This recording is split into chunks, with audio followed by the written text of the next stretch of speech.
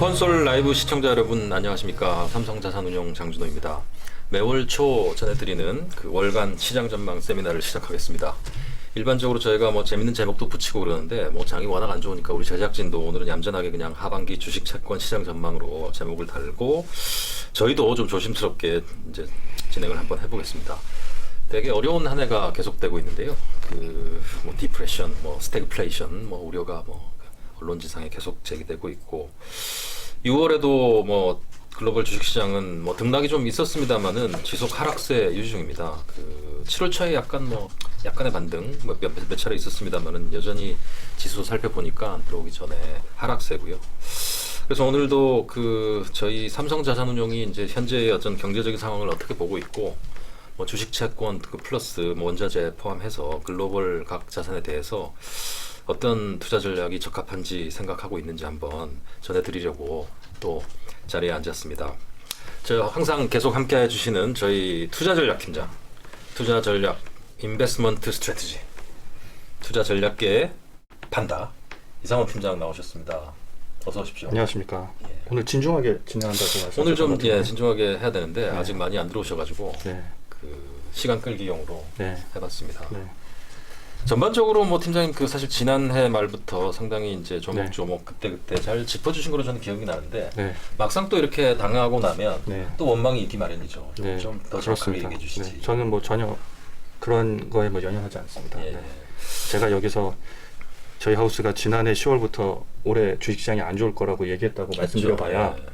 뭐 투자자분들 속만 더 안 그렇죠. 좋게 만드는 거라 그 부분보다는 왜 안 좋아지는가 예, 예, 여기에 예. 대해서 먼저 좀 짚어볼 필요가 있을 것 같아요. 사실 우리 이상호 팀장은 뭐 1사분기에 미국 인플레이션이 언제였죠? 1사분기 말이었나요? 8.36%인가요? 6% 찍고 그랬었죠. 네. 어쨌든 뭐 그 차트 여기 방송에서도 놓고 이제 진짜 고물가다 뭐 이런 얘기도 해드리고 했는데 사실 뭐 옆에 앉아 있는 저도 그렇게 신뢰를 못했는데 어쨌든 시장은 아주 지금 안 좋은 상황입니다. 네. 그리고 또 뭐 한윤지선 연구원 오셨습니다. 뭐 한선님은 맨날 나와주시는데요. 예. 안녕하세요. 예, 한선님께서 상반기에는 채권 투자하지 말라 그랬거든요. 근데 하반기가 됐으니까 오늘은 어떻게 말씀하실지 또 궁금하네요. 예. 네, 뭐 많이들 오셨나요? 이제 뭐 본격적으로 한번 시작을 해보겠습니다. 먼저 이상호 팀장님. 네. 그렇죠? 뭐 질문이 뭐 저도 구체적이지가 않습니다. 현재 경제 상황 한번 짚어주시고. 네. 뭐 큰 주식 투자 전략까지 한번 오늘 네. 제가 너무 분위기를 좀 죽였나요? 초반에? 많이 하면서 띄우면 되죠. 예. 어쨌든 뭐 즐겁진 않지만 네. 예, 한번 짚어주십시오. 네, 한번 리뷰를 한번 해보죠. 예. 그 시장이 6월에 크게 빠졌잖아요. 예. 그 올해 빠진 거의 절반이 6월에 빠졌거든요. 6월에 왜 이렇게 크게 급락했느냐 하면 올해 연초 1월달, 2월달에 시장이 빠졌을 때 인플레 얘기가 나오다가 조금 반등을 했었고 5월에는 미국 CPI 발표되고 코어 CPI가 발표가 됐는데 코어 CPI가 살짝 꺾였어요. 그래서 연준에서 이제 강한 긴축은 안 할 것이다. 그러면서 올해 소폭을 반등했는데 6월에 이제 발표된 미국 CPI가 예상치를 상회하면서 크게 올라갔고 연준이 이제 앞으로 경기를 희생하면서 통화 정책은 긴축으로 나가겠다라고 발표를 했고 주식이 이제 폭락하기 시작했고요. CPI 소비자 물가 지수 그렇죠? 네네, 그렇죠. 실제로 6월달에 미국 연준이 금리를 자이언트 스텝으로 이제 올렸고 6월에 발표한 이제 FOMC에서 올해 연말 정책 금리를 이제 뭐 점도표 상에 나와 있지만 3.4라고 얘기했잖아요. 예. 그러니까 아직까지 175bp인데 이제 3.4라고 얘기하니까 아직 정책 금리 상으로는 이제 절반밖에 오지 않은 거죠. 그러니 이제 사람들은 앞으로 갈 길이 멀구나. 금리 오를 때마다 주가 또 출렁일 텐데. 그러면서 아니 뭐 한 200bp 넘어가고 300bp 근처 됐는데 340bp라고 그러면 사람들은 다 왔다라고 생각을 할 텐데. 그렇죠. 뭐 175bp인데 340bp라고 하니까 딱 절반 온 거잖아요. 아직 갈 길이 멀구나. 지금 주식 팔아도 나중에 싸게 살 수 있다 하면서 이제 팔았다고 좀 보셔야 될 것 같고요. 예. 지금 이슈는 이거예요. 이제 6월달에 75bp 이제 올렸는데 앞으로 어떻게 되는 거냐. 그렇죠. 실제로 이제 경기가 망가지는 거냐. 예. 스태그플레이션은 이제 빠지는 거냐. 뭐 이런 얘기입니다. 그래서 지금 먼저 보여드리는 장표는 분기별 미국의 GDP 성장률인데요. 그 실선을 보시면 올해 1분기 때 미국 GDP가 마이너스 성장을 하잖아요. 예. 2분기는 어떻게 되느냐 하는 건데 만약에 2개 분기 연속으로 마이너스 성장을 하면 그거는 우리가 사전적으로 리세션이라고 분류를 하거든요. 예, 예. 경기 침체. 침체. 그럼 물가가 오르는데 경기가 침체가 되는 게 우리가 스태그플레이션이라고 부르는 거고요. 예. 그러니까 지금 이 상황을 이제 가장 크게 우려하는 거다 이렇게 보시면 되겠고, 물가는 오르는데 성장이 마이너스가 되면 주식시장에는 최악이죠. 제가 누누이 이 자리에서 말씀드립니다만 주가는 미래 그 기업이 벌어들일 캐시플로우를 적정한 할인율로 할인한 현가라고 말씀드리잖아요. 근데 성장률이 마이너스가 된다는 얘기는 내가 이전에 알고 있던 것보다 이 기업이 벌어들인 캐시플로우는 줄어든다는 걸 얘기하는 거고, 인플레이션이 올라간다는 얘기는 적정한 할인율이 올라간다는 얘기니까 주가는 성장에서도 떨어지고 할인율에서도 마이너스 효과가 있는 아주 안 좋은 상황입니다. 그러면 2분기는 어떻게 되는 건가 하는 건데, 왜 GDP가 부진한지부터 한번 보실게요. 지금 분기별로 쭉 보시면 오렌지색으로 바차트로 그려져 있는 게 미국의 개인 소비거든요. 미국은 개인 소비가 활성화돼야 GDP가 올라가는데, 코로나 이후 그리고 2021년 가게 되면 미국의 소비가 어마어마하게 좋습니다. 물론 기저효과도 있고 정부의 재정 지원도 있겠죠. 근데 지난해 3분기와 4분기가 되게 되면 핑크색 가로색으로 표시되어 있는 바차트가 크게 올라가는 게 보이실 거예요. 재고거든요. 재고 투자를 많이 한 거예요. 의외로. 이렇게 가로줄분이 있는 확대 그래프. 예. 그러니까 지난해 초반에 개인 소비가 워낙 좋으니까 생산을 늘린 거죠. 그래서 재고를 미리 쌓아놨어요. 잘 팔리니까. 그런데 생각보다 그 이후에 오렌지색으로 사선으로 그려져 있는 개인 소비는 성장률이 크게 둔화가 되죠. 둔화되고. 네. 근데 공급 문제라고 얘기를 많이 했었는데. 그렇죠. 예. 지금도 그거는 유효한 건가요? 공급망 공급망. 이슈가 예. 있고 그것 때문에 인플레이션이 발생되는 건 맞아요. 하지만 인플레이션이 발생되면서 생각보다 개인 소비는 계속 치고 올라가진 못했고, 그만큼 생산해 놓은 건 재고 투자로 쌓인 거죠. 근데 당장 올해 1분기만 되더라도 더 이상 이제 재고 투자는 늘지 않잖아요. 생산 경기가 둔화되고 있다고 보시면 될 것 같고, 개인 소비는 여전히 늘어나고 있지 못하고 있는 가운데 미국 달러가 지금 아주 강세를 보이고 있고 원자재 가격이 급등을 하다 보니 미국의 경상수지 적자는 확대됐을 거 아니에요. 그러니까 순수출이 이제 크게 마이너스로 돌아선 거죠. 그래서 1분기는 이래서 나빴고요. 그럼 2분기는 어떻게 되는 거냐 하는 건데, 미국 아틀란타에 연방은행이 있습니다. 거기서 향후 미국 GDP가 어떻게 될 거냐, 최근 분기가 어떻게 될 거냐 하는 거를 발표하는 지표가 있어요. GDP 나우라고 하는 건데요. 지금 도표에서 보시면 아시겠지만 2분기도 마이너스가 날 거라고 일단 추정을 하고 있습니다. 그래요? 그렇게 되면 지금 현재 시장 컨센서스는 플러스인데 지금 경기에 대한 상황은 지금 좋지 않게 흘러가고 있다. 전망치 자체가. 이렇게 볼 수가 있겠죠. 그러면 왜 안 좋아지는 건가 하는 건데요. 먼저 소비 경기 사이드를 보시게 되면 물가가 워낙 많이 올랐잖아요. 예. 월급도 그만큼 올랐나요? 안 오르죠. 예. 저는 그만큼 안 올랐는데, 농담입니다. 농담처럼 말씀드립니다만. 근데 뭐 연봉제니까 중간에 오르기 힘들잖아요. 혹시 방송에서 이런 얘기하면 회사에서 출한 게 아닐까요? 네. 근데 뭐 일용직 이런 경우는 좀 다르겠네요. 일단 뭐 다른 그 소비자분들 그리고 시청자분들도 우리 뭐 속된 말로 내 연봉 빼고는 다 올랐다 이렇게 얘기하는 정도로 그렇죠. 그런 식으로 얘기를 하니까 결국 나의 임금 상승 속도보다 물가 상승률이 가파르게 더 올라가게 되면 나의 실질 소득은 줄어드는 거잖아요. 실질 소득이 줄어들게 되고 내가 그 소비할 수 있는 소비량이 줄게 되겠죠. 그래서 그거를 반영해서 미국에서는 소비 심리가 지금 둔화되고 있고, 이 장표를 작성한 이후에도 더 떨어집니다. 그리고 회색선으로 표시가 된 미국의 개인 소비 지출도 당연히 줄겠죠. 이제 소비가 줄면 무슨 일이 발생하느냐? 기업 쪽에서 생산을 줄이게 됩니다.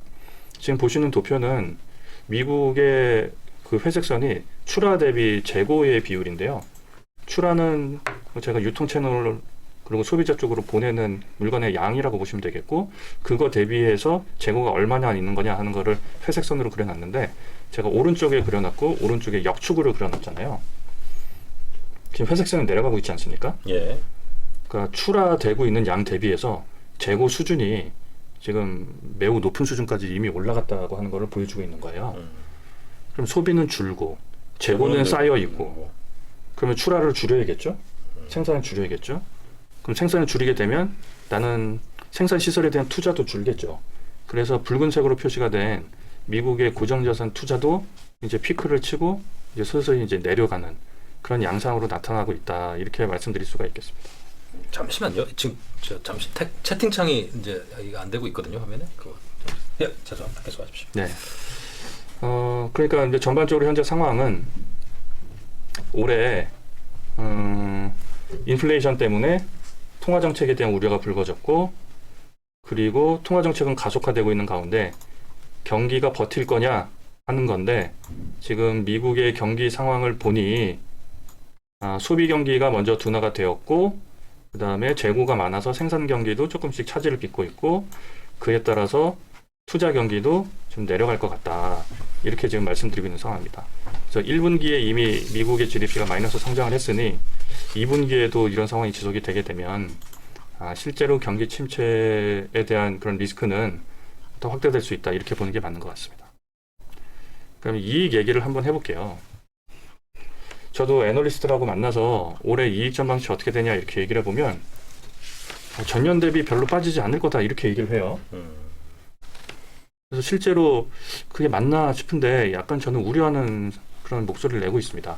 지금 보시는 차트는 과거의 ISM 제조업 지수하고 우리나라 코스피 기업들의 영업이익률을 보여드리고 있는 차트인데요. ISM 제조업 지수라는 게 미국 제조업 경기의 선행 지표잖아요. 이게 지금 내려가고 있거든요. 이 차트 역시 이 도표를 그린 이후에 ISM 제조업 지수는 더 많이 내려갔습니다. 거의 중립선 수준까지 내려간 상황이고, 그런데 아직 코스피 영업이익 전망치는 되게 고공행진을 하고 있단 말이에요. 그래서 전망치인데요, 그죠? 전망치니까요. 예.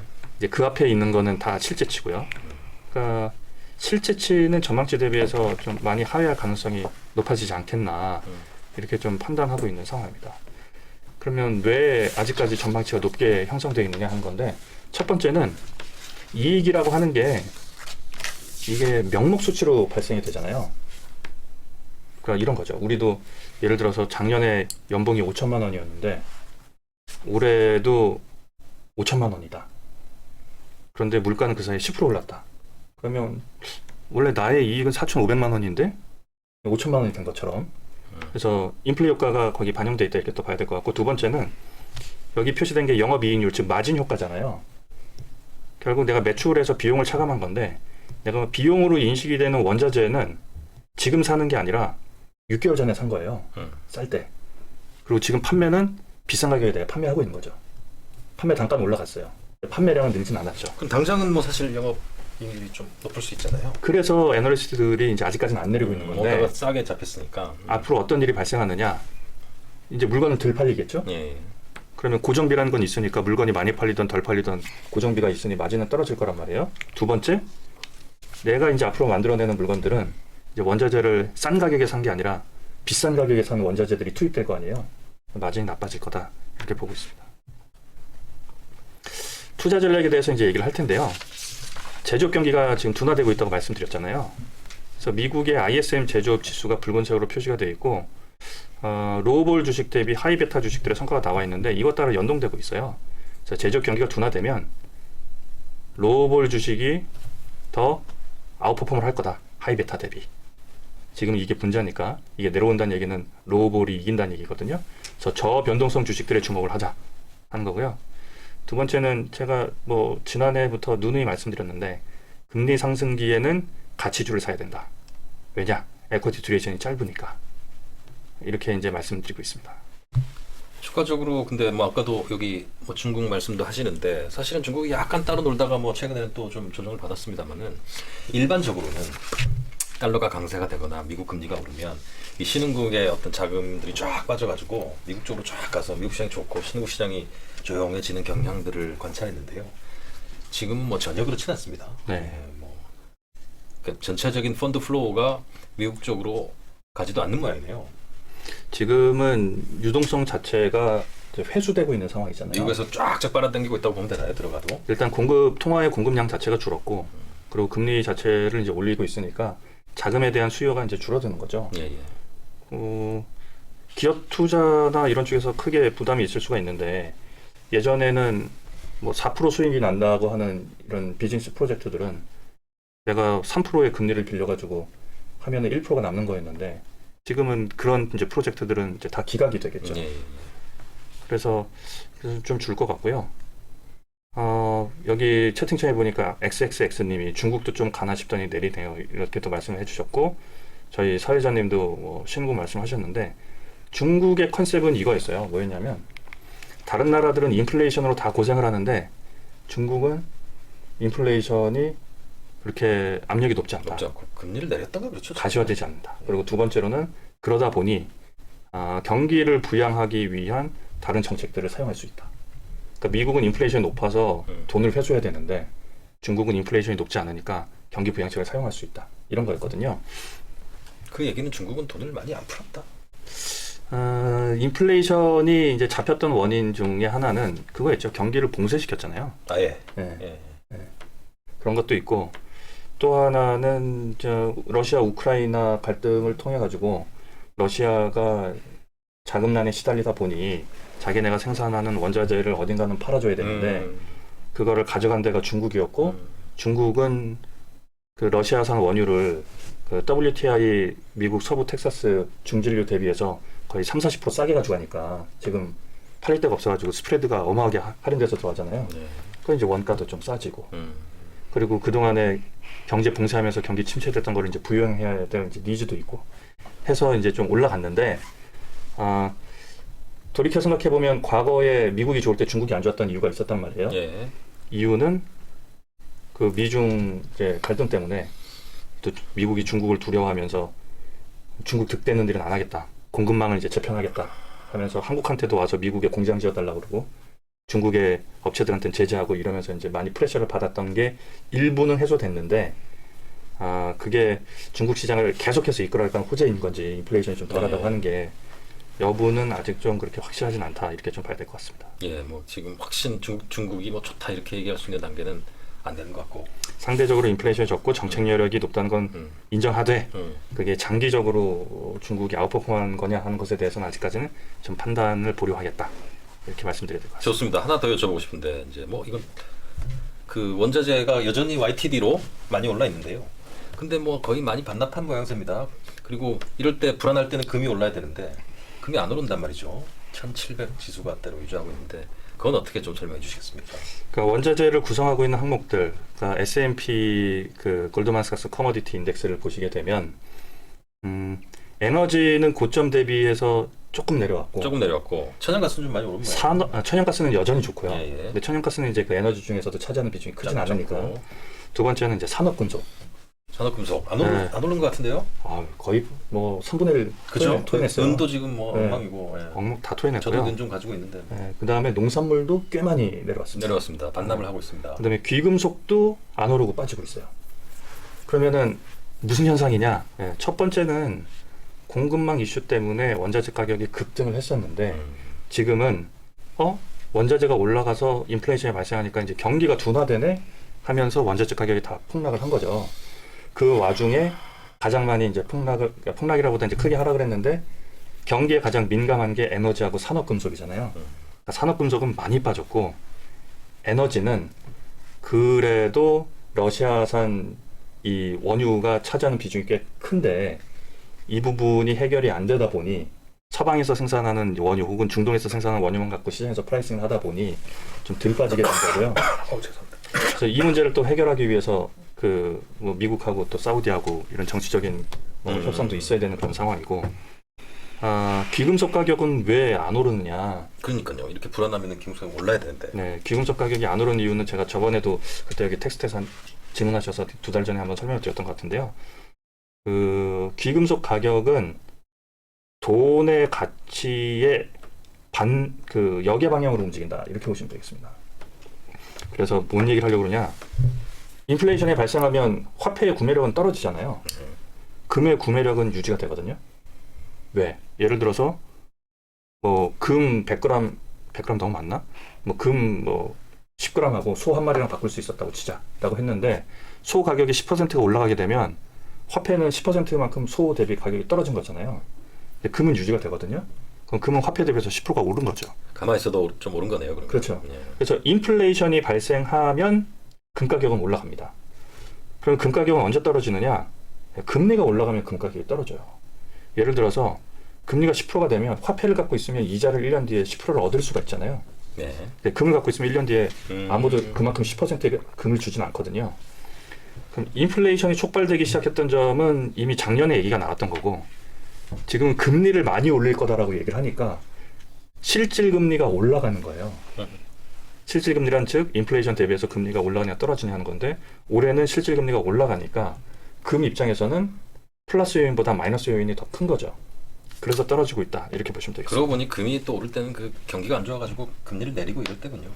저금리 상황에서 돈 어마어마하게 풀면 그때 금이 올라간다. 많이 올라갈 수 있는 환경이고, 그게 코로나 이후 2020년, 21년 초반기까지였죠.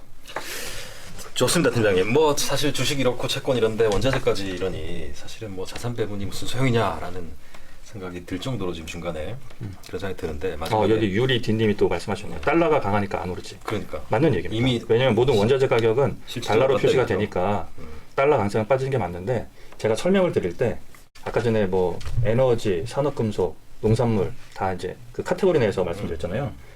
그 원자재 모두 해당되는 얘기입니다. 근데 그 다른 원자재들도 다 달러로 표시되거든요. 예. 그러니까 이제 그 공통 요인 외에 각 자산별로 다른 특수한 요인이 있다. 이런 것도 설명드렸습니다.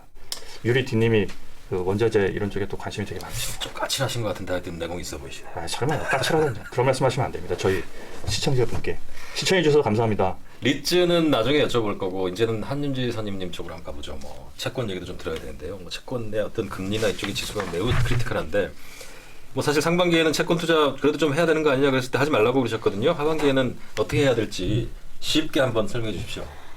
네, 하반기에는 채권 투자가 조금 더 긍정적일 것 같습니다. 왜냐하면 상반기에 채권 시장, 주식 시장에 가장 큰 키워드라고 할 수 있었던 것은 물가였는데, 고물가였는데 이제 하반기로 가면서 아까 이상원 팀장님이 말씀해 주신 것처럼 경기 침체가 화두로 떠올랐기 때문입니다. 채권 가격은 경기 침체 시기에 채권 가격이 오르고 금리는 하락하는 면모를 보이죠. 다만 그럼에도 불구하고 연준은 연말까지 기준금리는 계속 인상한다고 밝혔습니다.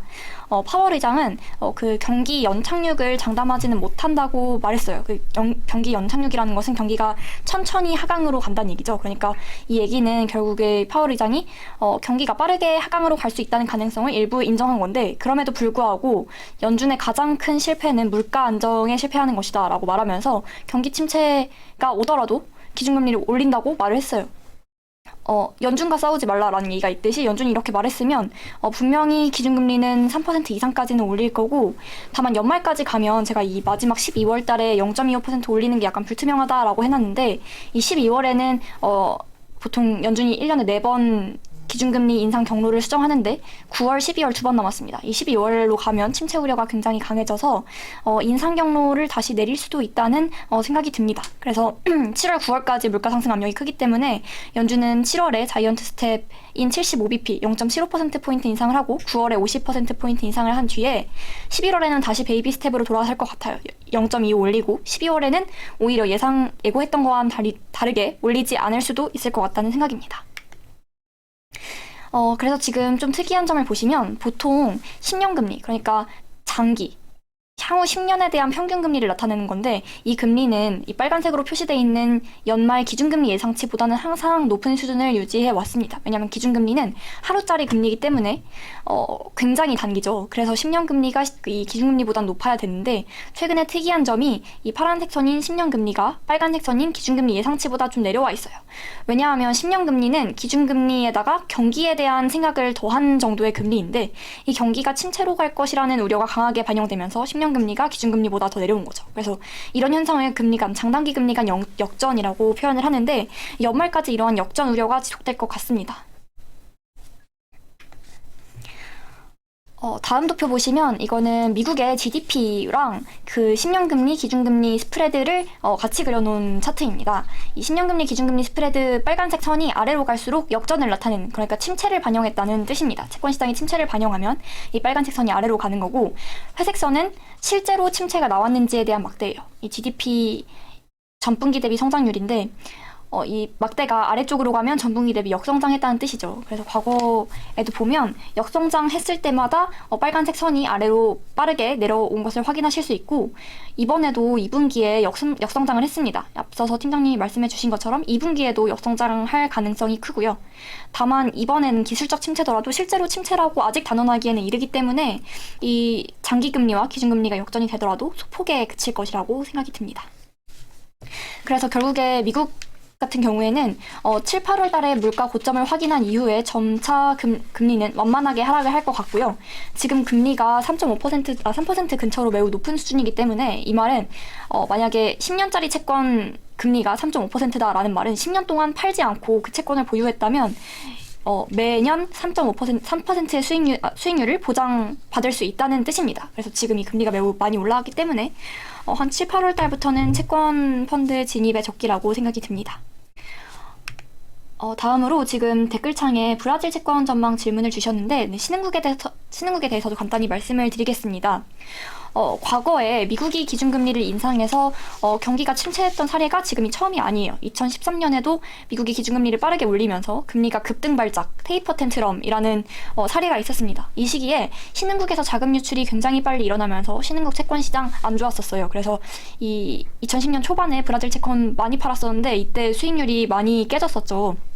근데 지금은 그때와는 조금 다릅니다. 첫 번째로 그 과거 2013년 미국 기준금리 인상했던 때와는 달리 지금은 신흥국에 조금 더 경기적으로 유리한 환경이에요. 왜냐하면 지금 대부분의 국가에서 고유가를 겪고 있는데 일부 신흥국에서는 여전히 러시아 제재를 하지 않고 값싼 러시아산 원유를 수입하고 있어요. 뭐 인도나 중국 같은 경우가 되겠죠. 그래서 낮은 물가를 여타 선진국에 비해서 유지할 수 있다는 장점이 있고, 또 다른 점은 2013년과 또 다른 한 가지 차이점은 2013년에는 신흥국이 미국 기준금리 인상할 때 동안 넋을 놓고 있었어요. 그 통화 정책에 대해서 전혀 손을 대지 않고 그냥 미국 기준금리 인상하면서 자금 유출되는 것까지 기다렸죠. 근데 지금은 신흥국이 한번 그렇게 당했기 때문에 미국 기준금리 인상하기 전인 작년, 재작년부터 빠르게 기준금리를 인상했다는 점입니다. 신흥국에서 금리가 매우 높은 수준으로 유지되고 있기 때문에 신흥국에서 과거와 같이 자금 유출이 나타나지는 않을 것 같아요. 그래서 저는 이 신흥국 채권지수 전체에 투자하는 것도 굉장히 긍정적이라고 생각을 하고 있고, 왜냐하면 일부 신흥국들, 브라질, 멕시코 같은 경우에는 이미 기준금리가 10% 이상이라서 일정 수준의 수익률이 보장되고 있다고 보고 있습니다. 다만 이 신흥국 채권지수에 투자할 때 신흥국 환율 변동성이 굉장히 크기 때문에 브라질 해와라 표시, 신흥국 로컬 통화 표시 채권 펀드보다는 달러 표시 신흥국 채권 펀드에 투자하시기를 좀 더 권고드리는 바입니다. 근데 달러 표시 채권보다는 사실은 일반적으로 우리나라 증권사에서 제공하는 소위 말하는 브라질 알채권들이 다 로컬 채권이거든요. 그리고 이게 이제 비과세가 되고 분리과세인가 비과세가 됩니다. 그래서 길게는 10년, 15년 남은 건데, 말씀하신 대로 쿠폰을 지급을 받기 때문에 인컴이 있어서 그것도 매우 높은 6%인가 그렇거든요. 좋은데 결국은 브라질 환이 가치가 떨어져가지고 10년 쿠폰 받은 거 다 합쳐도 떨어진 거랑 유사하고 엄청나게 손해를 많이 보셨어요. 네, 맞습니다. 환 위험은 여전히 있는 거잖아요, 그죠? 달러 강세, 브라질 헤어라가 막 강세로 가고 이러지는 않을 수 있으니까요, 그죠? 네, 그렇습니다. 그거는 꼭 유의하시고요. 네, 그래서 환율 변동성에는 반드시 유의하셔야 될 것 같습니다. 환전망을 사실은 하셔야 되는 겁니다. 예전에는 해지도 걸고 그러다가 그게 또 부족해져가지고 또 돈을 더 내야 되고 이런 문제 때문에 최근에 제가 알기로는 우리나라 증권사가 그냥 로컬 브라질 헤와라 채권을 그냥 팔거든요. 근데 그게 환이 변동되면 크게 변동성을 있을 수 있고요. 근데 선생님 말씀하시는 달러 표시 이제 이머징 채권들은 그런 펀드들은 꽤 있습니다. 그래서 이머징 채권형 펀드들 내용 보시면은 브라질, 멕시코 이렇게 메인으로 많이 투자를 하는데 또 그것만 투자하지 않으니까 그런 면은 좀 있습니다. 참고로 그냥 짚었고요. 네, 맞습니다. 그래서 변동성을 좀 축소한 상태에서 신흥국 채권에 투자하고 싶으시다면 달러 표시형 신흥국 채권 펀드 관심 가지시면 좋을 것 같습니다. 실제로 이 차트를 보시면 지금 선진국과 신흥국 경제 성장률에 대한 전망입니다. IMF에서 올해 5월에 러시아 우크라이나 전쟁 영향까지 반영해서 낸 성장률 전망치인데요. 선진국 같은 경우에는 작년과 올해 성장이 매우 좋았기 때문에 내년으로 가면 오히려 이 기저효과 때문에 성장률이 좀 둔화되는 모습인데, 파란 선으로 표시된 신흥국 성장률 전망 같은 경우에는 올해 중국 봉쇄나 전쟁이나 이런 악재가 너무 많아서 기저효과로 오히려 내년에는 반등한다는 전망이거든요. 이렇게 신흥국가 선진국 성장률 전망이 확대되는 연도마다 신흥국 채권 펀드의 수익률이 좋았던 사례가 있습니다. 그래서 신흥국 채권 펀드에 관심을 가지시라고 말씀을 드리는 바입니다. 다음은 한국 전망입니다. 이번 주에 그 한국은행의 금융통화위원회가 있어요. 기준금리를 결정하는 회의죠. 최근에 대출금리 굉장히 많이 오르면서 일반 투자자분들께서도 이 금통위에 많은 관심을 가지고 계십니다. 5월 달에 발표된 소비자 물가 기대가 굉장히 안 좋게 나왔어요. 3.9%를 기록했는데 그 전월에 3.3%를 기록했기 때문에 3.3에서 3.9로 0.6이나 오른 겁니다. 과거 데이터를 보면 이렇게 한 달 만에 0.6씩 오른 사례는 없었어요. 가장 많이 올라 0.4 올랐던 건데 과거 한국은행은 이렇게 소비자 물가 기대가 많이 급등했을 때마다 반드시 기준금리를 인상을 했고요. 그래서 이번 주에도 기준금리를 인상은 거의 확실해 보입니다. 더 문제는 항상 한국은행이 0.25씩 기준금리를 올렸는데 이번 주에는 0.5 올릴 가능성이 매우 크다는 겁니다. 왜냐하면 이번에 7월부터 다들 아시다시피 전기와 가스 요금 인상이 시행되었어요. 이것 때문에 소비자 물가 기대가 더 올라갈 가능성이 있어서 그리고 또 여타 선진국들 미국, 유럽 외에도 기축통화를 사용하지 않는 호주나 뉴질랜드와 같은 국가들도 0.5씩 기준금리 인상을 단행을 했거든요. 그렇기 때문에 한국은행이 0.25만 올린다면 한국 또한 자금 유출의 가능성이 굉장히 큰 상황입니다. 그래서 이번 주에 저는 한국은행 0.5% 기준금리 인상을 전망하고 있고요. 다만 한국 같은 경우에는 미국보다 더 경기에 대한 우려가 큽니다. 왜냐하면 미국 같은 경우에는 2010년부터 셰일 오일 생산을 하면서 이렇게 고유가 상황에서도 좀 스스로 원유를 생산해 내면서 좀 경기를 어느 정도 방어하는 측면이 있었어요. 다만 한국 같은 경우에는 원자재가 아예 없는 국가이다 보니까 원유를 다 수입해야 되고 지금 환율 1,300원 근처죠. 그래서 수입 물가 상승도 감안을 해야 됩니다. 이런 상황을 고려하면 물가는 더 높아지고 경기는 더 하강하는 그림을 예상할 수 있어요. 지금 한국 GDP의 70%를 차지하는 이 수출 같은 경우에도 작년 5월 고점으로 하락하는 모습을 보실 수 있죠. 그래서 이렇게 경기가 하강으로 돌아섰기 때문에 시장금리 또한 8월까지 이 기준금리 인상에 따른 상승을 이어가다가 3분기 말부터는 대외금리와 연동돼서 하락할 것으로 예상되고요. 그래서 한국 시장금리 같은 경우에는 3분기 말부터 약간 하락할 것 같다고 예상을 하고 있습니다. 네, 여기까지 채권시장 말씀 다 드렸고요. 예, 네. 뭐 이 질문이 또 있으니까 바로 답을 하나 하면 좋을 것 같은데요. 네. 단기 채권. 그죠? 최근에 사실 뭐 증권사 라이브 어카운트라든지 ISA 운영하시는 분들이 달러 표시 단기채죠. 네. 그쪽 관심이 있어서 매수세도 조금 있고 그랬는데 어떻게 생각하세요? 단기채. 오히려 근데 사실 리테일이나 이쪽 개인들은 이제 장기채를 좀 최근에 조금 샀거든요. 네네. 저는 이제 단기채보다는 장기채의 비중을 조금 더 높이는 게 낫다고 보고 있고 다만 단기채 같은 경우에도 추가 매수는 여전히 유효하다고 보고 있습니다. 이제 저 질문의 핵심은 단기채냐 장기채가 아니라 달러인가요? 예, 달러 표시 단기 채권 얘기니까 그 단기 금리 얘기보다는 달러의 방향성을 얘기하는 것 같아요. 근데 참 어렵습니다. 달러 이미 1,300원이잖아요. 네. 우리는 원화로 또 달러 단기 바꿔주지 채권을 않으니까. 투자하자고 말씀드렸던 거는 네. 저희가 이미 지난해 하반기였잖아요. 그리고 꽤 재미를 봤었죠. 그때 이제 말씀드렸던 논리가 이건데 앞으로 달러가 강세가 될 거다. 그리고 두 번째 달러화는 대부분의 위험 자산하고 네거티브 코릴레이션을 갖고 있어서 포트폴리오의 변동성을 줄이는데 매우 유효하다는 거거든요. 그러니까 지금 보면 앞으로도 달러가 계속 강세가 될 거냐는 건데 일단 미국 금리하고 다른 나라 금리 스프레드가 벌어져요. 계속. 두 번째는 미국의 재정 수지 적자가 줄어듭니다. 돈을 이제 안 풀잖아요. 예전에 코로나 때문에 정부 지출이 늘었는데 지금 안 늘어나고 있고 쌍둥이 적자라고 얘기하는 무역 경상수지하고 재정 수지하고 이제 경상수지 합을 보면 합산으로 이제 줄고 있어요. 달러는 강세 요인이 있죠. 그 원화는 지금 어떻게 되어 있냐면 우리나라 무역 수지 적자예요. 이제 달러 공급이 줄어요. 경상수지가 줄면 우리나라의 투자 자금도 줄어듭니다. 돈을 안 버니까 이제 투자를 안 하고 주식 팔고 나가잖아요. 달러가 그러면 차입을 제외한 자본 수지도 적자가 돼요. 우리나라는. 그러니까 워낙 약세 요인이 있죠. 그래서 이 말씀은 뭐 오늘 지어낸 얘기가 아니라 제가 여기 나올 때마다 이제 하는 얘기라. 그래서 달러는 이제 강세를 보일 텐데 달러 강세기에 주식시장 안 좋거든요. 그렇죠. 네, 달러 약세기에 주식시장이 좋단 말이에요. 그래서 환 노출을 해야 된다. 그래서 환 노출하라고 얘기하잖아요. 우리가. 그래서 위험 자산하고 달러의 단기 채권하고는 섞어 놓으면 포트폴리오 변동성을 많이 줄이기 때문에 그 효과는 이제 유지될 거다 이렇게 생각을 하고 있고요. 그다음에 이 질문 외에 질문 2번이 코카콜라 질문이었어요. 우리 PD님 다시 그 코카콜라 질문을 좀 갈 수 있을까요? 아, 코카콜라가 의외로 주가가 잘 버티고 좀 네. 오르는 것 같다. 네. 이유가 뭐냐? 그거 있었죠. 예. 코카콜라만 그런 게 아니에요. 코카콜라가 올해 연초 이후에 주식이 한 3, 4% 올랐어요. YTD로. 그럼 펩시콜라는 보합입니다. 켈로그는 플러스예요. 대박이네요. 네. 제가 지금 말씀드리고 있는 이런 업종들 아니면 기업들의 공통점이 뭘까요? 워렌 버핏이 좋아하는 주식들 아닌가요? 먹고 사는 거예요, 다. 그러니까 섹터로는 우리가 이걸 필수 소비재라고 부릅니다.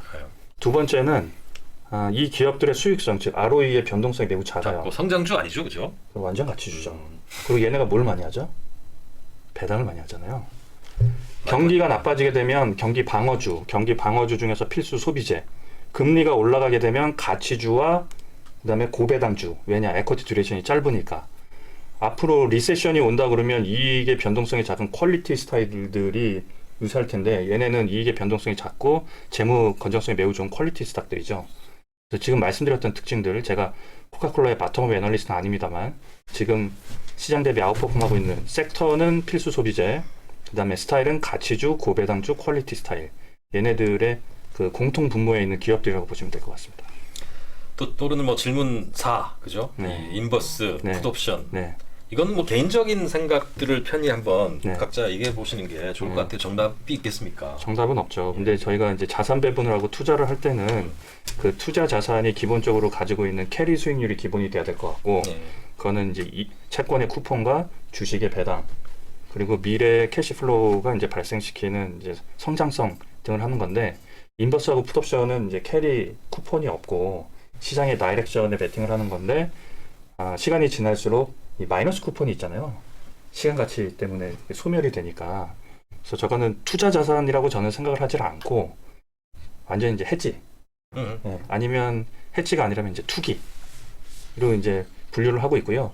그 경우에 이제 마켓 타이밍이 이 전략의 수익을 이제 결정짓는 요인인데, 마켓 타이밍은 또 이 인버스나 풋옵션이 장기로 가져가는 상품이 아니라 단기니까 가급적 그 일반 투자가 분들한테는 제가 추천해드리지 않고 롱텀 투자가 중에서는 해지 수단으로 사용할 걸 권고드리고 있습니다. 한선님 어떻게 생각하세요? 네, 저도 비슷한 생각을 가지고 있습니다. 저도 뭐 비슷한 생각인데, 다만 이제 어떤 상품을 그렇게 구성하는 경우가 있더라고요. 운용 전략을 롱 포지션을 잡되 이제 풋옵션 같은 거나 뭐 대표적으로 커버드 콜 같이 하방을 약간 좀 막아주고, 약간 뭐 많이 빠지면 이제 똑같이 빠지는데 막아주고, 대신 그 대가로 상방을 조금 제어받는, 그래서 이제 변동성 줄이기 전략이잖아요. 그렇죠. 이제 베타 뉴트럴 전략을 예. 사용하는 거죠. 헤지 펀드들에서. 그러한 이제 해지 목적으로 사용됐을 경우라면 저는 뭐 개인 투자자 분들도 그건 이해가 되고 뭐 길게 보지 않고 지금이 불안하시면 해도 좋은데, 아까 그 말씀이 중요한 것 같아요. 그것을 어떤 방향성 베팅으로 인버스 온리, 뭐 풋옵션 100%뭐 이렇게 하시는 거는 권하지 않는 거죠. 그렇습니다. 그거는 뭐 네. 투기라고 얘기할 정도로 네. 어렵다, 뭐 그렇게 네. 보시면 되고. 네. 대체로 통화 스와프나 환율 방어 움직임이 없을까요? 뭐 어려운 질문입니다, 그죠? 이거는 뭐 정부가 하는 일이잖아요. 한국은행이 하는 일인가요? 예. 그러니까 지금 환을 방어한다고 할 때 우리나라 통화정책 개념을 좀 이제 이해를 하시면, 원래 우리나라 통화정책 당국은 원화 약세를 그렇게 걱정하지 않아요. 왜? 우리나라 수출에 대한 그 경제에서 차지하는 비중이 높은데 환이 약세로 가게 되면 수출을 도움이 되니까. 가격 경쟁력이 올라가거든요. 근데 네거티브 효과가 있죠. 뭐가 있냐면, 환이 변동성이 커지고 약세로 가게 되면 우리나라에 투자되어 있는 외국인 투자 자금들이 이탈하고자 하는 그런 니즈가 커질 거 아니에요. 그러니까 그거를 방어한다는 측면 하나. 그리고 두 번째는 환이 너무 강세로 가게 되면 환이 너무 약세로 가게 되면, 즉 환율이 너무 올라가게 되면 수입 물가가 이제 급등을 하게 돼요. 수입 물가는 달러 대비 원화인데 원화가 올라갔으니 원화 환산하는 수입 물가가 엄청나게 올라갈 거 아니에요. 그래서 그 두 가지 요인이라고 이제 생각을 하고 있습니다. 근데 현재 우리나라 그 환 때문에 지금 많이 유출이 된다라고 얘기하기에는 우리나라 외환 보유고가 이미 충분한 상황이고, 그리고 수출 경기가 그래도 지금 좀 증가율상으로는 뒷받침이 되고 있는 상황이잖아요. 근데 여기에 환을 또 억제시키면 안 그래도 지금 무역 수지 적자인데 적자 폭이 더 커질 수가 있어서, 네. 그러면 적자 폭이 커지면 그만큼 외화 유출 더 되는 거 아니겠습니까? 그래서 그 플러스 마이너스 효과가 있는 것 같다. 그런데 지금 고환율 때문에 경제에 크게 부담되는 상황은 아니지 않냐, 오히려 이렇게 생각을 하고 있습니다. 대체로 저희가 준비한 내용들은 대체로 딜리버리 했고 지금도 뭐 이제부터는 평가도 가능한가요, 피디님? 세미나 평가 같은 거 가능하죠. 그래 왜 여쭤봤냐면 이제 뭐 다 전해드렸지만 질문을 하나 더 하고 싶어가지고 네. 제가 요새 받는 질문 중에 하나가 뭐 그래서 아까 말씀드렸잖아요. 주식 전망 불투명하고 채권도 보니까 8월 말까지는 뭐 금리 계속 올라갈 거고 원자재 뭐 불경기에 따른 위축으로 안 올라가고 이렇게 올라가는 자산이 없고 되게 암울한데 그래서 이제 투자 다 팔아야 되냐 현금화 해야 되냐는 질문을 받았을 때 뭐 질문 뭐 뭐라 그래야 될까요? 되게 합리적인 질문이기도 해서 네. 그러한 질문에는 어떻게 대답을 하실 네. 건가요? 자산 배분에 네. 그 항상 정답을 찾아가려고 하는 과정이 있는 거지 정답이 있는 게 아니잖아요.